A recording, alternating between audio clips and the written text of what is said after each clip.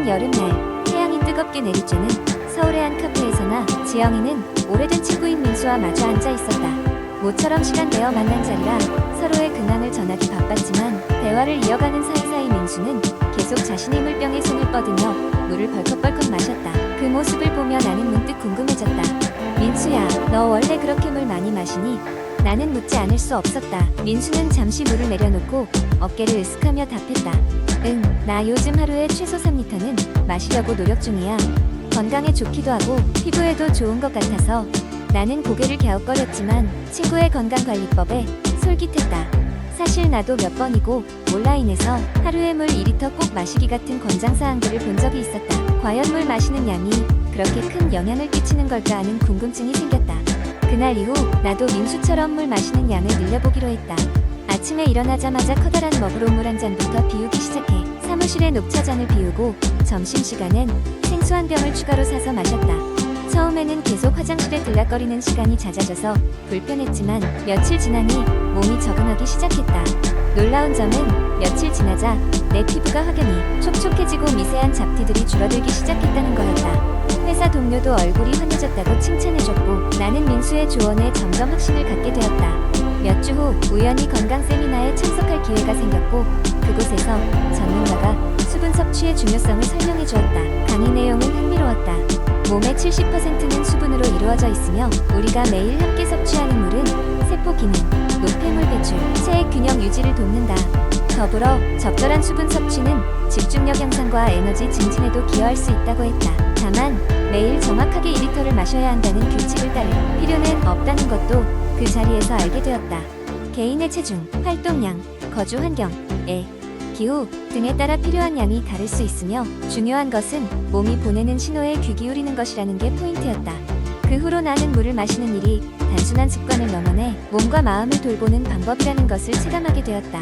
적절한 수분 섭취가 일상 내 얼마나 큰 변화를 가져오는지 직접 경험하면서 주위 사람들에게도 종종 이 이야기를 들려주곤 했다.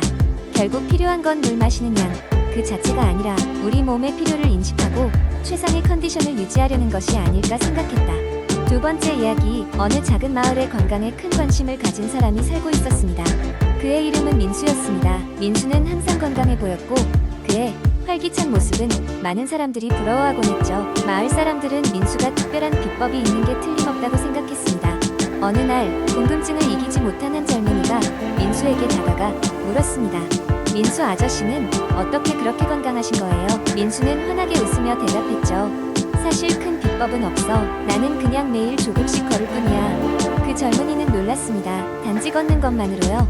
민수는 고개를 끄덕이며 이야기를 이어갔습니다. 그래, 걷기는 아주 자연스럽고 본능적인 운동이야. 우리 몸은 원래 이렇게 설계되어 왔거든.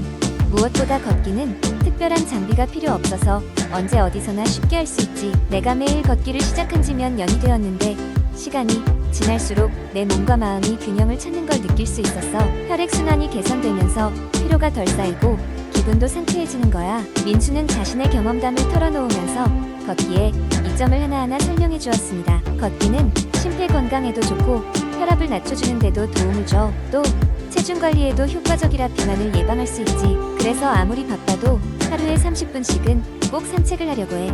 그러면 하루의 스트레스도 훨씬 줄어들고 새로운 에너지를 얻을 수 있거든. 민수의 진지한 설명에 의아해하던 젊은이도 고개를 끄덕였습니다. 큰 비법이라고는 생각하지 못했던 걷기에 이렇게나 많은 이점이 있다는 사실에 놀라움을 금치 못했죠. 민수는 이야기를 덧붙였습니다. 걷기를 하다 보면 마음이 차분해지고 깊은 생각을 할 수 있는 시간도 가질 수 있어. 나만의 시간을 통해 스스로를 돌아보고 또 마음을 다듬을 수 있는 좋은 기회라고 생각하거든. 그 이야기를 들은 젊은이는 그날 이후로 매일 조금씩 꾸준히 걷기를 시작했습니다. 비록 처음에는 힘들고 귀찮게 느껴졌지만 점점 몸과 마음이 상쾌해지는 것을 느끼게 되었습니다. 그리고 어느 순간 자신도 이전보다 훨씬 건강하고 긍정적인 사람이 되어가고 있음을 깨달았습니다. 이렇게 작은 변화가 만들어내는 놀라운 효과에 감탄하며 그는 마을 사람들에게도 걷기의 중요성을 알리기 시작했습니다. 그리고 그 마을은 점점 걷는 것을 생활화하는 사람들이 늘어나 건강한 마을로 변모해갔습니다. 민수의 작은 습관은 결국 그 마을 전체의 건강을 지키는 큰 힘이 되었던 것입니다. 걷기의 가치와 힘은 이렇게 눈에 보이지 않는 작은 것부터 시작되는 것이었습니다. 세 번째 이야기, 어느 작은 마을에 살던 미나는 평소에 사람들과 어울리는 것을 좋아하지 않았다. 사람들과의 소통에 서툴렀던 그녀에게 유일한 위안은 요리하는 것이었다. 요리를 할 때면 마음이 편해졌고, 특히 그녀가 만든 음식을 먹었을 때는 세상의 걱정을 잠시 내려놓을 수 있었다. 하루는 그녀의 이웃이자 유일한 친구였던 수지가 미나의 집을 찾아왔다. 수지는 최근 직장에서의 스트레스로 인해 심리적으로 매우 힘들다고 했다. 미나는 수지를 위해 자신의 특별한 소울푸드를 만들어주기로 결심했다. 그녀의 소울푸드는 해물탕이었다. 미나는 신선한 재료를 준비하고 정성을 다해 국물을 내기 시작했다. 해물탕을 만들면서 하늘거리는 파와 매콤한 고추의 향이 방 안에 가득 퍼져나갔다. 요리가 끝나고 수지에게 해물탕을 대접하자 수지의 얼굴에 미소가 번졌다. 너무 맛있어. 정말로 마음이 편안해지는 것 같아. 라는 수지의 말에 미나는 행복감을 느꼈다. 그녀에게는 이 순간이 단지 요리 그 이상의 것임을 알 수 있었다. 음식이 사람의 감정을 치유할 수 있다는 것을 느끼는 순간이었다. 미나는 그날 이후로 다른 사람들도 자신의 요리를 통해 위로하고 싶어졌다. 그녀는 마을에 작은 식당을 열었고, 그곳에서 사람들이 자신의 소울푸드를 통해 심리적으로 위안을 받기를 바랐다. 메뉴에는 그녀가 늘 자신을 위해 만들던 음식과 각종 지역 특산물로 만든 요리가 포함되었다. 그녀의 식당은 차츰 소문이 나 여러 사람들이 찾아오게 되었고, 각각의 손님들은 다양한 소울푸드를 맛보며 마음의 안정을 찾았다. 미나는 음식을 통해 얻는 심리적 힐링이 사람들에게 얼마나 중요한지를 깨달았다. 시간이 흐르면서 그녀의 식당은 단순한 요리 제공소가 아니라 사람들끼리의 만남과 위로의 공간이 되었다. 많은 이들이 미나의 식당에서 서로의 이야기를 나누고 소울푸드를 통해 삶의 무게를 잠시나마 덜어냈다. 미나는 알고 있었다. 소울푸드는 단순한 음식이 아니라 사람의 마음속 깊은 곳을 어루만지고 치유하는 강력한 힘을 가진다는 것을. 이렇게 미나는 음식이 가진 위대한 힘을 통해 사람들과 연결되고 그들에게 행복과 위로를 전달하는 중요한 역할을 계속해 나갔다. 네 번째 이야기. 어느 날 반복적인 감기로 몸살을 앓고 나서 지민은 자신의 면역 체계에 뭔가 문제가 있다고 깨달았습니다. 매년 찾아오는 감기는 이제 더 이상 참기 힘들었죠. 병원에 가서 이야기한 결과 의사로부터 지속적인 면역력 강화가 꼭 필요하다는 조언을 들었습니다. 그래서 지민은 면역력을 강화하기 위한 올바른 생활 습관을 만들기로 결심했습니다. 처음으로 지민은 식습관을 점검했습니다. 면역력을 높이기 위해 비타민C와 아연이 풍부한 음식을 많이 섭취해야 된다는 것을 알게 되었죠. 그는 아침마다 오렌지 주스를 마시고 점심과 저녁 식사에는 녹황색 채소를 꼭 포함시키기로 했습니다. 브로콜리, 시금치, 케일 같은 채소들은 지민의 식단의 필수품이 되었습니다. 다음으로 물 섭취의 중요성을 깨닫게 되었습니다. 지민은 하루 종일 물병을 가지고 다니며 적어도 8잔의 물을 마시기로 했죠. 수분을 충분히 섭취하는 것은 몸의 독소를 배출하고 면역 체계가 최적의 상태를 유지하도록 돕는다는 것을 배웠기 때문입니다. 운동은 면역력 강화에 필수라는 사실도 잊지 않았습니다. 지민은 요가 수업에 등록하여 주 3회씩 꾸준히 참여하기로 했습니다.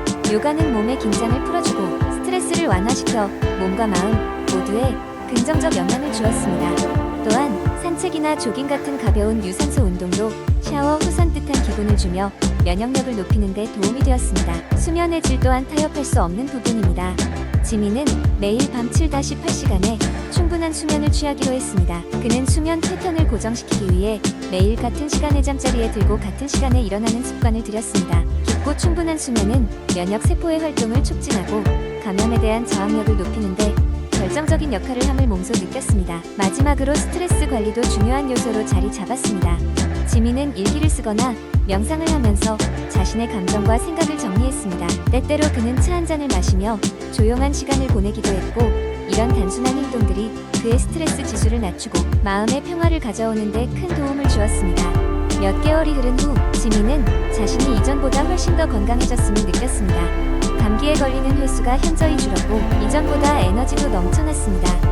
면역력을 강화하는 습관을 지속적으로 유지하는 것이 얼마나 중요한지를 뼈저리게 깨달은 지민은 앞으로도 이 건강한 라이프 스타일을 유지하며 살아갈 것을 다짐했습니다. 다섯 번째. 이야기한 때 체중 관리에 무관심했던 한 남자가 있었다. 그의 이름은 민호였다. 민호는 매일 아침 거울을 보며 무거운 한숨을 내쉬곤 했다. 업무 스트레스로 인해 식습관이 엉망진창이었고 운동은 꿈도 꿀 수 없는 나날이 계속되고 있었다. 그러던 어느 날 친구로부터 갑작스러운 모임 제안을 받은 민호는 결국 자신의 몸무게를 다시금 생각하게 되었다. 민호는 우선 다양한 다이어트 방법을 찾아보기 시작했다. 인터넷을 뒤지며 정보를 수집하던 그는 수많은 성공담과 실패담을 접했다.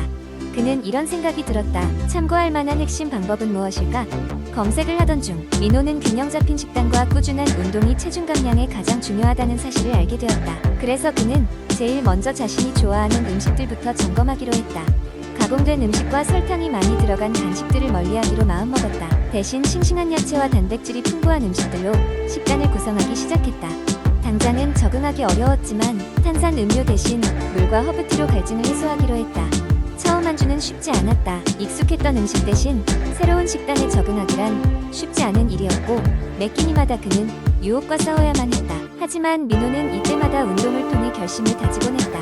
아침에는 동네를 한 바퀴 뛰었고 퇴근 후에는 요가 수업에 참석하기 시작했다. 이렇게 방향을 잡고 나서 민호는 매주 일요일마다 체중계를 한 번씩 올랐다. 체중 감량은 서서히 이뤄졌지만 그의 몸은 점점 가벼워지고 에너지는 넘쳐났다. 매일 조금씩 변화하는 자신의 모습을 보며 민호는 큰 성취감을 느꼈다. 그리고 무엇보다 꾸준함의 중요성을 깨달았다. 민호는 중간에 잠시 슬럼프에 빠지기도 했다. 주위의 유혹과 긴 다이어트 여정 속에서 흔들리는 자신이 느껴졌다. 그러나 그는 포기하지 않았다. 그때마다 그는 친구에게 조언을 구했고 스스로에게 잠시 쉬어가는 시간을 허락했다. 다이어트는 마라톤과 같다는 걸 깨달았기 때문이다.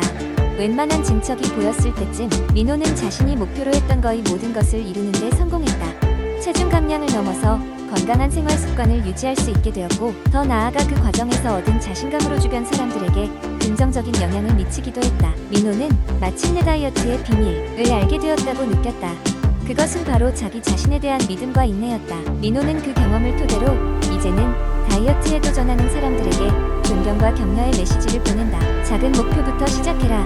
성실하게 내딛는 한 걸음 한 걸음이 결국 큰 변화를 만들어낸다. 라고 이처럼 민호의 여정은 단순한 체중 감량 이상이었다. 그는 자신의 삶의 방식을 바꾸었고 더 건강하고 행복한 삶을 누리게 되었다. 그리고 그 변화를 이끌어낸 비결은 꾸준함과 긍정적인 마음가짐이었다.